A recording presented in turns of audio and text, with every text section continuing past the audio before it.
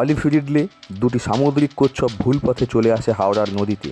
পরপর 3 দিনের ব্যবধানে আমতার ভাটোরা ও কাশমলি থেকে বিশাল আকার অলিভ রিডলে সামুদ্রিক কচ্ছপগুলি উদ্ধার করে বিশিষ্ট পরিবেশকর্মী সৌরভ মণ্ডল ও জয়পুর সাহায্যের হাত বাড়িয়ে দাও স্বেচ্ছাসেবী সংগঠনের সদস্যরা।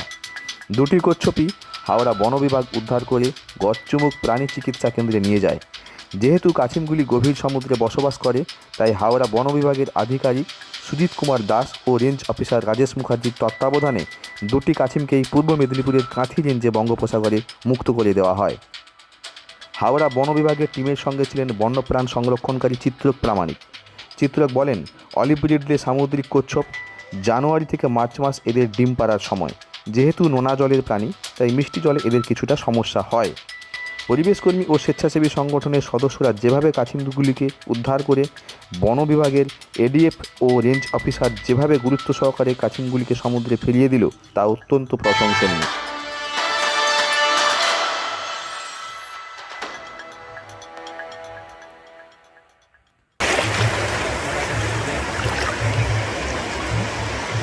চলে যাচ্ছে ও, দেখো নিজে কেমন যাচ্ছে।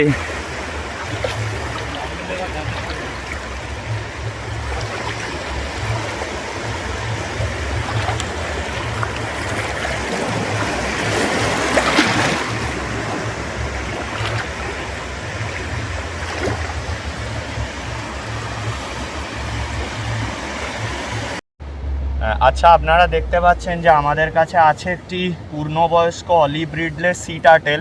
তো এটা হচ্ছে গতকাল আমাদের হাওড়া জেলার আমতা বিধানসভার কাশমলি জিপি থেকে, এটা দামোদর শর্টকাট চ্যানেল থেকে আমরা উদ্ধার করেছিলাম। জয়পুর সাহায্যের হাত বাড়িয়ে দাও এবং সৌরভ মণ্ডল ও তার টিম এটি উদ্ধার করে বন দপ্তরের হেফাজতে দেয়।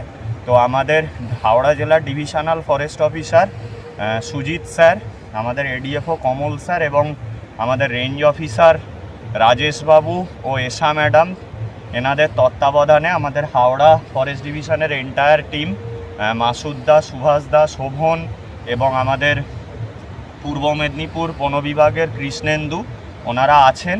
তো আমি আছি। তো কাছিমটিকে আবার পুনরায়, যেহেতু এটি নোনা জলের প্রাণী, তো একে কিন্তু পূর্ব মেদিনীপুরের যে আমাদের যে বে অফ বেঙ্গল বা বঙ্গোপসাগর, সেখানে কাঁথি রেঞ্জের আন্ডারে একটি নির্জন দ্বীপে ওকে আবার সমুদ্রে ফিরিয়ে দেওয়া হচ্ছে।